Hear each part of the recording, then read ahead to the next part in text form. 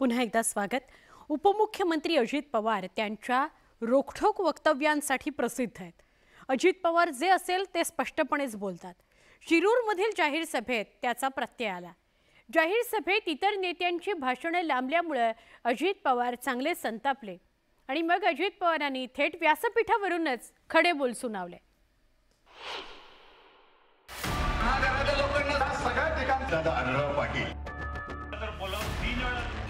बघत असतो तो ह्याला बोलला त्याला बोलला त्याला बोलला।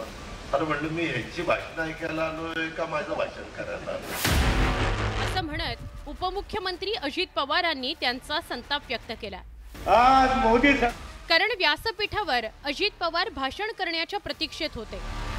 शिरूरमधील सभा संपल्यानंतर त्यांना दुसऱ्या ठिकाणी सभेकरता पोचायचं होतं, पण व्यासपीठावरील नेते थांबायलाच तयार नव्हते। महायुती असल्यामुळे सगळ्याच पक्षाचे नेते व्यासपीठावर होते आणि समोर गर्दी म्हटल्यावर कोणता नेता भाषण करणार नाही। झालंही तसंच। माईकचा मोह कुणालाही सुटत नव्हता। मग काय, अखेर अजित पवारांचाही संयम संपला। भाषण सुरू केल्यावर अजित पवारांनी सगळ्यांचा हिशेब चुकता केला।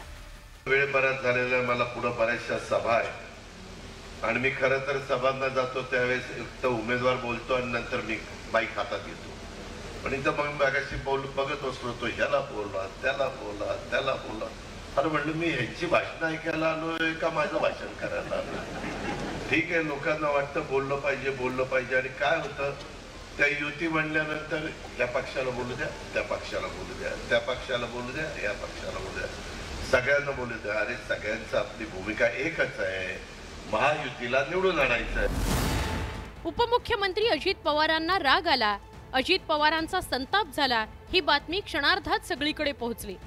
मग काय, ज्या मतदारसंघात हा प्रकार घडला तिथले महाविकास आघाडीतील एनसीपी शरदचंद्र पवार पक्षाचे उमेदवार डॉक्टर अमोल कोल्हेंना आयताच मुद्दा मिळाला।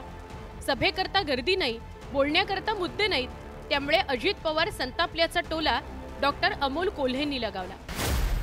शिरूर लोकसभा मतदारसंघात डॉक्टर अमोल कोल्हे आणि शिवाजीराव आढळराव पाटील यांच्यात थेट लढत होती। राष्ट्रवादी काँग्रेसचे उमेदवार शिवाजीराव आढळराव पाटील यांच्याकरता अजित पवारांनी सभा घेतली। या सभेत अजित पवारांनी वेगवेगळ्या विषयांवर भाष्य केले, पण अजित पवारांनी व्यक्त केलेला संतापच सगळ्यांच्या लक्षात राहिला। Bureau report, news 18 Lokmat.